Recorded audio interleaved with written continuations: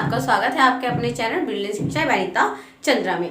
आज हम करेंगे chapter 8 concept of cost economics का +1 क्लास का। इससे पहले हम चैप्टर 7 तक कर चुके हैं और हम माइक्रो भी कर चुके हैं। अगर आपने वो नहीं देखे हैं तो आप देख सकते हो। तो सबसे पहले हम बात करेंगे जो आज चैप्टर है हमारा कंसेप्ट ऑफ कॉस्ट। अब लागत क्या होती है? अगर हम नॉर्मली स्टूडेंट से अगर किसी से पूछें तो कॉस्ट क्या है, कॉस्ट का मतलब खर्चा, सिंपल वो बोलेंगे कि कॉस्ट का मतलब खर्चा है। लेकिन हम यहाँ समझने की कोशिश करेंगे कि एक्चुअली की जो कॉस्ट है उसका मतलब क्या है। तो जो कॉस्ट होती है सबसे पहले हम इसमें देखेंगे कि कॉस्ट क्या है, फिर इम्प्लिसिटी और एक्सप्लिसिटी कॉस्ट क्या है, फिर टोटल कॉस्ट क्या होती है, ठीक है, और फिर में मार्जिनल कॉस्ट क्या होती है। हम इसमें ये सब पढ़ने वाले हैं। तो सबसे पहले बात करते हैं कंसेप्ट ऑफ कॉस्ट। अब जब हम कोई प्रोडक्शन कर रहे हैं, क्या कर रहे हैं, कोई प्रोडक्शन कर रहे हैं, तो हमें दो तरह के फैक्टर की जरूरत होती है। ठीक है, कितने तरह के फैक्टर की जरूरत होती है? 2 टाइप्स, वन फैक्टर्स एंड दूसरा होता है नॉन फैक्टर्स। अभी हम सिर्फ समझने की कोशिश कर रहे हैं कि कॉस्ट क्या है। ठीक है, तो अगर मैं कोई प्रोडक्शन कर रही हूँ तो मुझे दो तरह के फैक्टर की जरूरत है। एक होता है फैक्टर कॉस्ट, एक होती है नॉन फैक्टर कॉस्ट। अब इसमें मतलब क्या है? जो फैक्टर कॉस्ट में उसमें हम बात करेंगे प्रोडक्शन करने के लिए हमें लैंड की जरूरत होगी, कैपिटल की जरूरत होगी, लेबर की जरूरत होगी और एक एंटरप्रेन्योर्स की जरूरत होगी। ठीक है, तो लैंड को जैसे हम क्या देते हैं, रेंट, कैपिटल को देते हैं इंटरेस्ट, लेबर को देते हैं वेजेस और एंटरप्रेन्योर को होता है प्रॉफिट। ठीक है, तो जो ये सारी चीजें हैं ये हमारी आती है फैक्टर कॉस्ट में। नॉन फैक्टर में हमारी कौन सी आती है? जो प्रोडक्शन बढ़ाने के लिए की जाती है, लाइक रॉ मटेरियल। ठीक है, क्या होता है हमारे पास जो कच्चा माल है वो आता है हमारा नॉन फैक्टर में।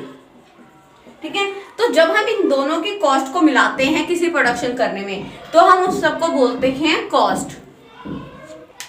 तो हमने देख लिया कि कॉस्ट क्या होता है, कि फैक्टर और नॉन फैक्टर जो कॉस्ट होती है वो मिलके हमारी टोटल कॉस्ट बना रहे हैं। तो जो कॉस्ट है वो हमारी दो तरीके की है। लाइक जैसे हम बात करते हैं कि अगर मुझे अपने हमें मान लेते हैं हमें खेत में काम करवाना है, तो हम क्या करेंगे, एक बार हम हो सकता है मजदूर जो है हम बाहर से किराए पे रेंट पे लेके उनको डेली वेजेस दे देंगे। ठीक है, एक वो हो गया। सेकंड क्या हो गया, हम बाहर से मजदूर ना लगा के हम अपने ही घर के लोगों को इन्वॉल्व कर देंगे और उन्हें हमें वेजेस देनी नहीं पड़ेगी। तो जब हम मार्केट से लेके काम करते हैं, मतलब हमने बाहर से कोई रेंट पे ले लिया, भाड़े पे ले लिया, ठीक है, तो उस कॉस्ट को बोलते हैं इम्प्लिसिटी कॉस्ट, जिसको बोलते हैं स्पष्ट लागत। क्या बोलते हैं? स्पष्ट लागत। ठीक है, और जब हम क्या करते हैं अपने ही घर के लोगों को इन्वॉल्व कर लेते हैं, मतलब बाजार से लाने की उनको जरूरत नहीं है, उनको वेजेस देने की जरूरत नहीं है, तो उसको बोलते हैं निहित कॉस्ट। तो जब बात करते हैं हम टोटल कॉस्ट की तो कैसे आती है? जो जितने हमने बाहर से लोग लगाए हैं वो, जितने हमारे घर के लोग लगे हैं वो, उन दोनों की जब हम कॉस्ट को ऐड करेंगे तो वो आती है हमारे पास टोटल कॉस्ट। नेक्स्ट हम बात करते हैं कि हमारे पास जो कॉस्ट है वो और कौन कौन सी हो सकती है।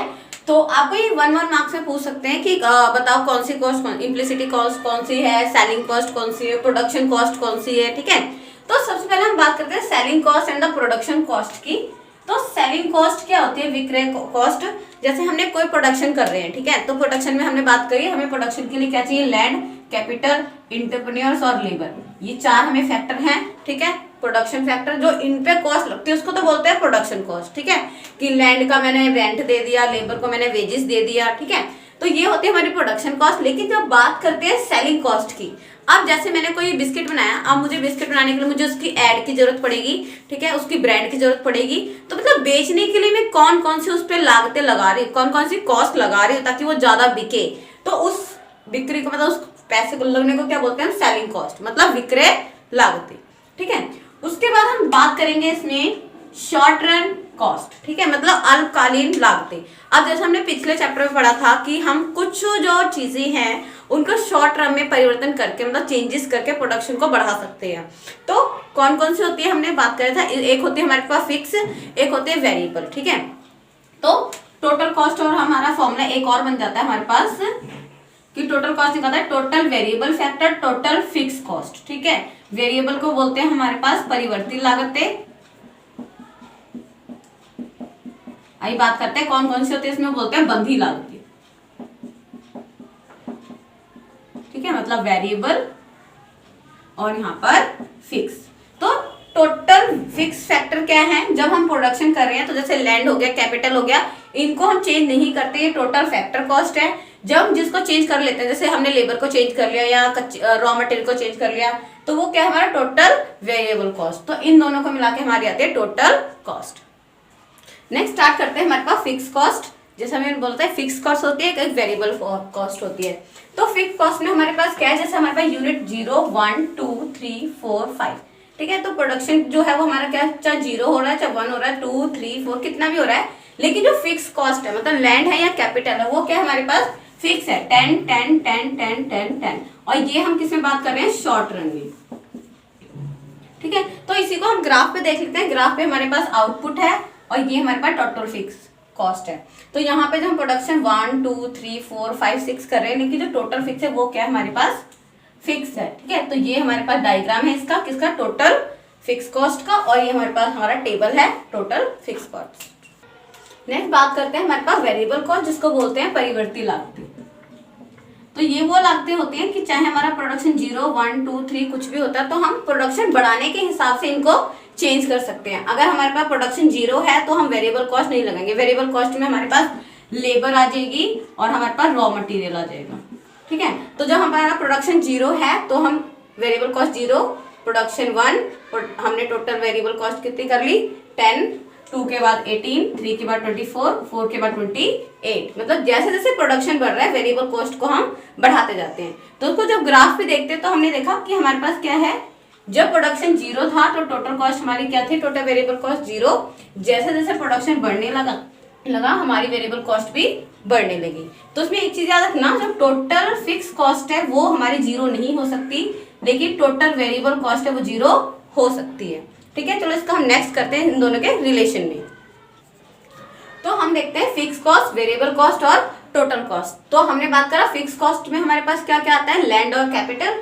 वेरिएबल में आता है हमारा लैंड और लेबर, और टोटल कॉस्ट इन दोनों का जोड़ होता है। तो टीसी हमारे पास क्या होता है, total variable cost, total fix cost. तो एक चीज हम यहाँ पे अभी देखेंगे, इसमें दोनों में हम रिलेशन तो यहाँ देखते हैं। तो जैसे हमारा प्रोडक्शन बढ़ रहा है, हमारी फिक्स कॉस्ट क्या है वो सेम है, वेरिएबल कॉस्ट उसके अकॉर्डिंग बढ़ रही है जितना हमारा प्रोडक्शन बढ़ रहा है। अब जो टोटल कॉस्ट की बात कर रहे हैं, हमने बोला टोटल कॉस्ट किसका ऐड हमारे पास ऐड होता है, टोटल वेरिएबल कॉस्ट और टोटल फिक्स कॉस्ट की टीसी हमारा क्या आएगा, दोनों को ऐड करने के बाद। तो यहाँ हम टीसी देखते हैं, हमारे पास वेरिएबल कॉस्ट 10 है और ये क्या है 0, दोनों को हमने प्लस करा, हमारे पास 10 प्लस में 10 ये 20, 10 प्लस में 18 28, 10 प्लस में 24 34। तो मतलब दोनों को ऐड करके हमारे पास क्या आ गया, टोटल कॉस्ट। अब इसको देखते हैं हम, जब ग्राफ पे देखते हैं कैसे करेंगे। तो हमने बात करी थी कि जो टोटल कॉस्ट है वो भी कभी 0 नहीं होगी, एक याद रखना, टोटल कॉस्ट हमारी कभी 0 नहीं होगी और टोटल फिक्स कॉस्ट हमारी कभी 0 नहीं होगी।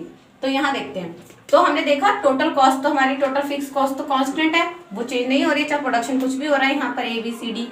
और वहां बात करते हैं टोटल वेरिएबल कॉस्ट। तो टोटल वेरिएबल कॉस्ट प्रोडक्शन के अकॉर्डिंग चेंज हो रही है, तो ये हमारी 0 से स्टार्ट है, देखो ये हमारे पास 0 से स्टार्ट है, तो ये हमारी 0 से स्टार्ट हो रही। नेक्स्ट बात करते हैं टोटल कॉस्ट। तो टोटल कॉस्ट क्या है हमारी, टोटल फिक्स कॉस्ट और टोटल वेरिएबल कॉस्ट का ऐड। तो टोटल वेरिएबल कॉस्ट भी हमारी 0 नहीं होगी, तो ये हमारे यहाँ से आएगा। अब इसमें एक क्वेश्चन आता है कि टीसी और टीवीसी आपस में पैरेलल क्यों होते हैं, ठीक है। तो यहाँ पे पैरेलल होने का कारण क्या होता है कि अगर हम निकालते हैं टोटल फिक्स कॉस्ट, क्या निकालेंगे, टोटल फिक्स कॉस्ट, तो ये आएगा total cost minus total variable cost. तो इन दोनों का जो डिफरेंस है वो क्या है, हमारा टोटल फिक्स कॉस्ट है, इसीलिए टोटल फिक्स वेरिएबल कॉस्ट और टोटल कॉस्ट के बीच दोनों ये लाइनें क्या है हमारे पास, पैरेलल। तो आपको ये क्वेश्चन यहाँ से भी बन जाता है। बात करते हैं एवरेज कॉस्ट, जिसको बोलते हैं औसत लागत। अब औसत लागत क्या होती है कि हमें formula AC equal to total cost upon में Q। तो हमने एग्जांपल देखते हैं कि 48 अपॉन में Q, मतलब यूनिट कितनी लगाई हमने, 6, ठीक है। 6 यूनिट लगाने से हमें 48 का जो हो रहा है वो कॉस्ट आ रही है टोटल। तो 1 यूनिट लगाने से कितनी कॉस्ट आ रही है वो देखते हैं। तो इसको हम डिवाइड करेंगे तो आएगा 8, ठीक है। तो इसको बोलते हैं हम एवरेज कॉस्ट। अब इसी से रिलेटेड कुछ और हैं, जैसे एवरेज कॉस्ट का हमारे पास फॉर्मूला और हो जाएगा total fix cost, average fix cost और एवरेज वेरिएबल कॉस्ट, ठीक है। तो ये इसका फॉर्मूला है। अब हम देखते हैं एवरेज फिक्स वेरिएबल कॉस्ट का हमारे पास क्या हो जाएगा, एवरेज वेरिएबल कॉस्ट हमारे पास TVC अपॉन में Q, और AFC का फॉर्मूला AFC अपॉन में Q। मतलब हमारे पास टोटल फिक्स कॉस्ट एक यूनिट लगाने से क्या आएगी और टोटल वेरिएबल कॉस्ट हमारे पास एक यूनिट लगाने से क्या आएगी। तो ये होती है हमारी एवरेज कॉस्ट। तो इसके कुछ और कंसेप्ट रह गए हमारे, मार्जिनल कॉस्ट और उनमें डिफरेंस MUC हमारा निकालना, तो वो हम करेंगे नेक्स्ट वीडियो में। तब के लिए थैंक यू।